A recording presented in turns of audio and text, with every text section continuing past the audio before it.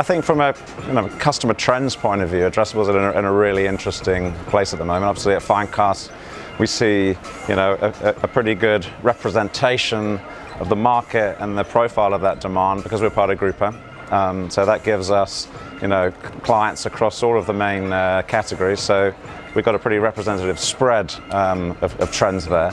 And what we're kind of seeing at the moment is really the different applications of the use cases for Addressable. So obviously when we talk about Addressable TV, the first thing that springs to mind is audience targeting. So that is obviously that's the new major addition to TV that Addressable has to offer. So there's an element of interest and value for advertisers there, i.e. the ability to go beyond 1634 audiences into something much closer to the actual customers that they're trying to reach, whether that's people in the market for insurance or auto intenders and what have you. So I think that's obviously a major use case, and we see a lot of demand for that.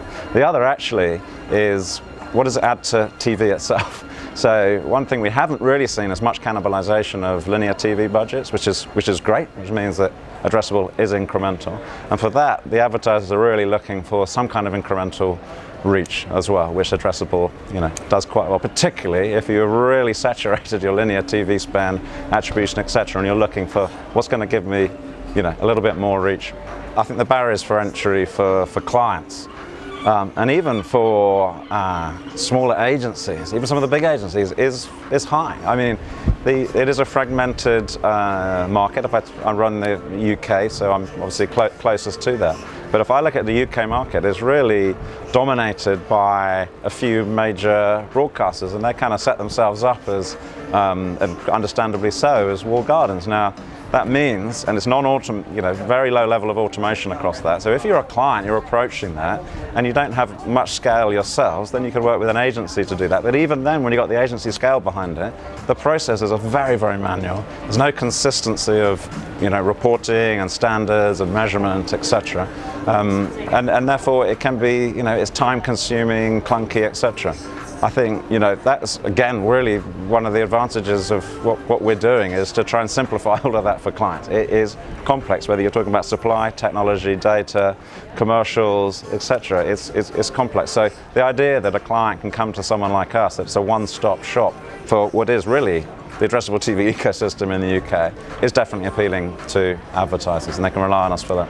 Measurement has been evolving and will continue to evolve indefinitely, one would hope, as it gets a little bit more sophisticated, it gets more accountable, more robust, can stand up to scrutiny, whether that's from auditors, from clients, from the industry, whatever. So I think that's a massive need, not just an opportunity, a need to address that, which we've not, there's definitely some gaps there. Like I said, there's no, for most of the broadcasters, we're not able to third-party ad serve and track against that. So then we're going, well, whose numbers are we working off here? So in real simple terms, that is something that does need to be addressed. I think, therefore, from a reach and frequency point of view at the moment, there's no, with the absence of barb and dovetail, really coming to fruition, and by all accounts it's some way off, how do we reassure advertisers as to the value of their investment? So that's definitely an area that needs to be looked at, and something that we're putting a lot of thought into at the moment.